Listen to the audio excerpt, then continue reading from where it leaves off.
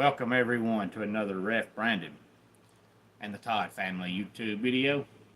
Wherever you are, whatever you may be doing, thank you so much for making Ref Brandon and the Todd Family part of your day. We always greatly appreciate it.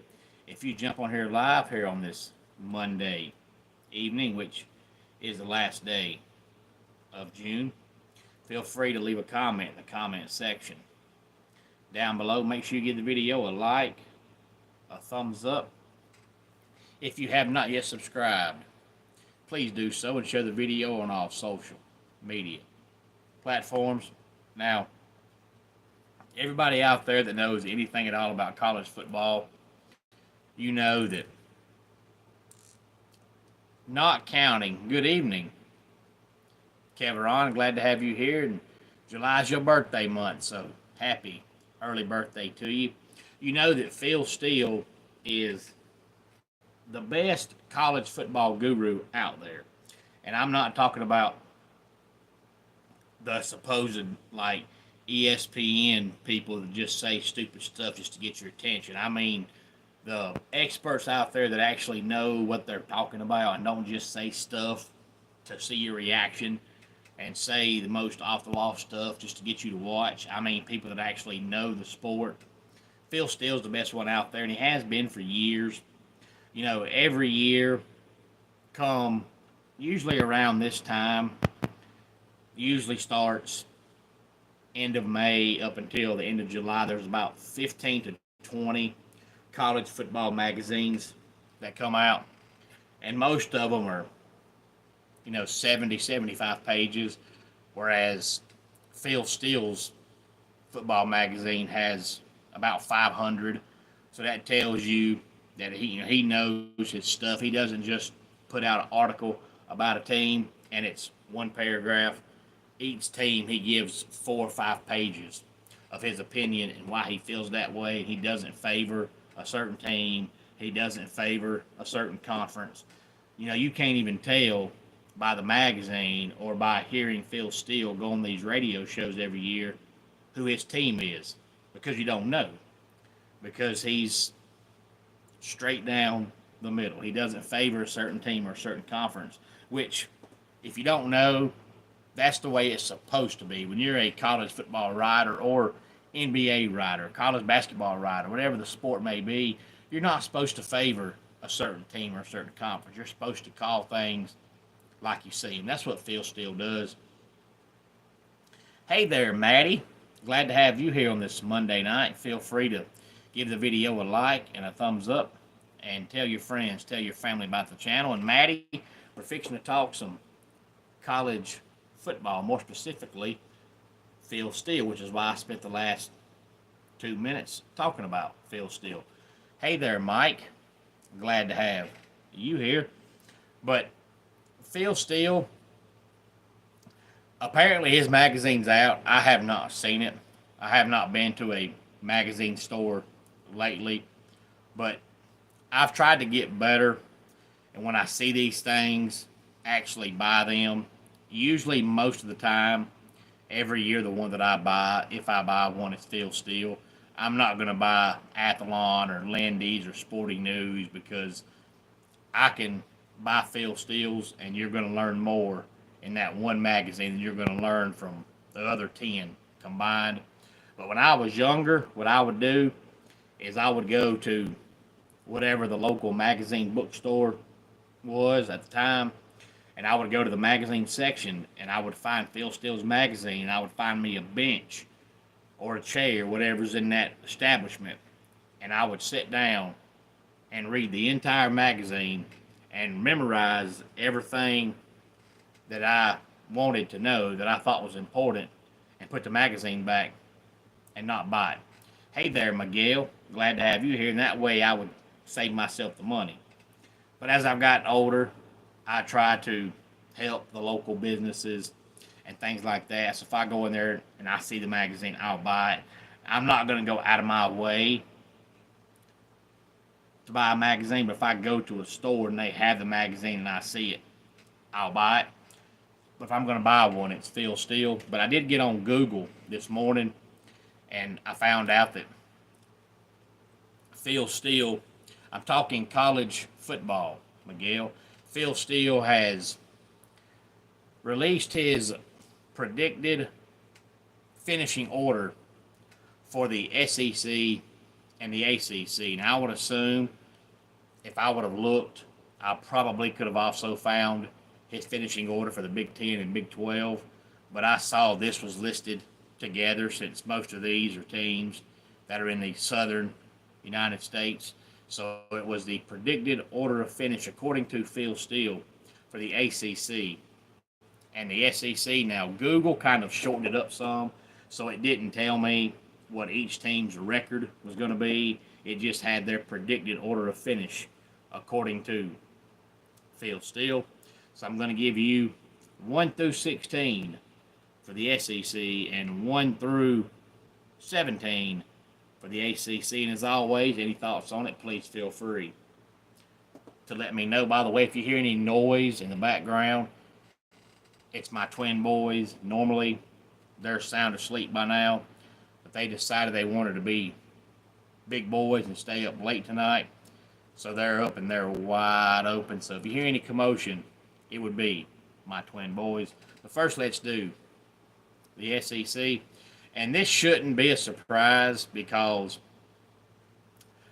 last week or 2 weeks ago, I want to say it was last week, I talked about who I thought would be good in the SEC.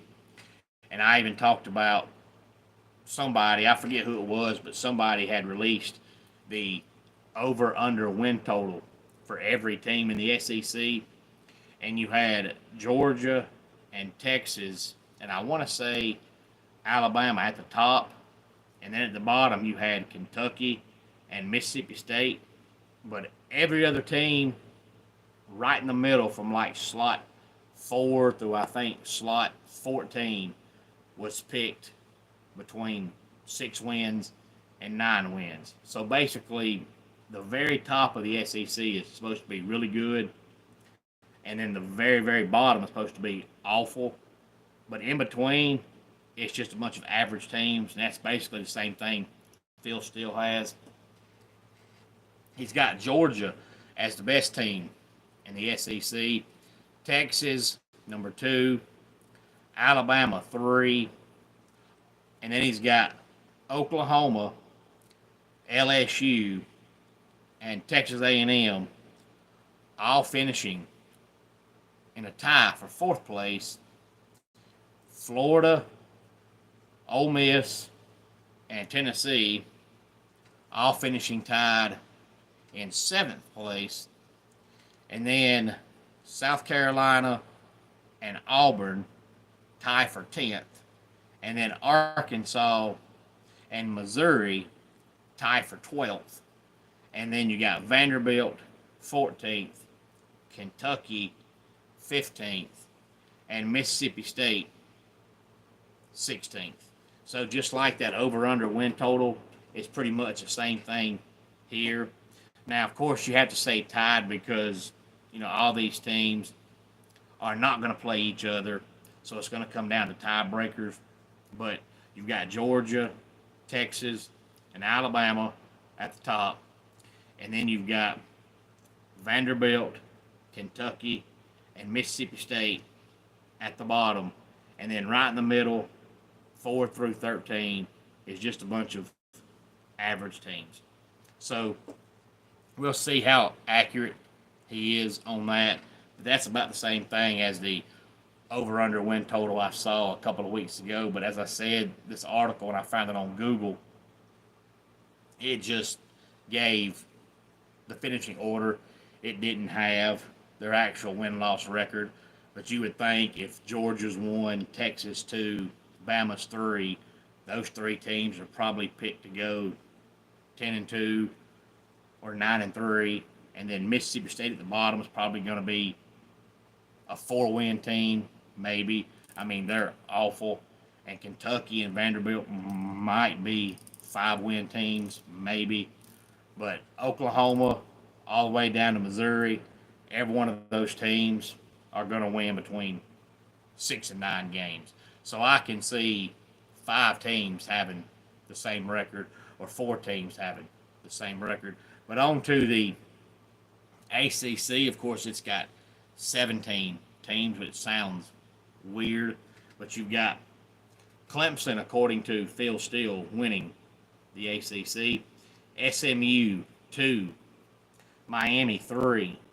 The one that's probably going to shock most people is who Phil Steele's got finishing 4th, and that's Georgia Tech. Now, you can go, if you do so choose, find the magazine and read the entire article on what Phil says about Georgia Tech, but it's obvious that he's very high on Brent Key and thinks Brent Key has them going in the right direction. Florida State, 5.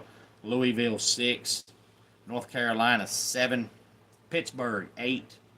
NC State, 9. Duke, 10. Virginia Tech, 11. Syracuse, 12. Virginia, 13. Boston College, 14. California, 15. Wake Forest, 16. And Stanford, 17. And basically what he said about Stanford in a roundabout way is they're terrible and they have no hope of being any good at all this year. But hopefully with a interim head coach for the time being and Andrew Luck pretty much now being the general manager running the team, they might be good in a couple of years, but no hope of Stanford being any good at all this year is basically what Phil Steele said about Stanford. The one team on the ACC list that I'm still not sure on is Florida State. Now, I did my predicted win total for Florida State, I guess, late May, early June, I'm guessing. And I had them going 6-6, and that's still about what I feel, 6-6, maybe 7-5. But I would guess if Phil Steele's got them finishing 5th in the ACC, they're going to be better than 6-6. And you look at their schedule, and I can see them winning more than 6 games. But it's hard to say because we know 2 years ago they were one of the best teams in college football. Last year, they were one of the worst teams in college football. I don't think they're going to consistently be one of the best teams, but I don't think they're going to consistently be one of the worst teams. The truth is they're probably going to consistently be somewhere in the middle. And now they've got Castellanos as the quarterback, and he got benched by Boston College. So is a Boston College quarterback that gets benched by them going to be good enough to go to Florida State and win 8 or 9 games? I'm not convinced of that. But I see their schedule, and I also don't think they're going to be as bad as they were last year. I don't think they're only going to be a 4-win team. Can they realistically go from 2 wins to 6 wins? Absolutely. And they can also go from 2 wins to 8 wins. It's just hard for me to believe that. So is Florida State going to be as good as they were 2 years ago? No. But are they going to be near as bad as they were last year? Also no. So that's kind of why I'm in the middle, saying 6-6. But if Phil Steele's got them finishing 5th in the ACC, he's got them better than 6-6. And truth be told, they might be better than 6-6. But they've got to show me first. I'm just not going to sit here and say that a team is going to go from 2 wins to 9 wins in one off season, especially when your quarterback is the guy that gets benched by Boston College. We're not talking about a guy that got benched by Oregon or LSU or Ohio State or USC. We're talking about a guy that gets benched by Boston College, and now you're going to go to Florida State and make them a top 15 team. I just don't believe it. So I'm going to say they finish 6-6, like I said in my Florida State preview, and if that's right, they're not going to be 5th place in the ACC unless Louisville on down is just absolutely atrocious. But I don't believe that because I think Louisville wins at least 7 games. Any thoughts on any of this, please feel free to let me know. Let's go ahead and get our dad joke of the day in here. Running into stationary objects can be painful. This is according to a recent poll. And that does it for today's Ref Brandon and the Todd Family YouTube video. Until next time, it's Ref Brandon saying, just like in pro wrestling, life can be over by the count of three. Tell your friends and family how much you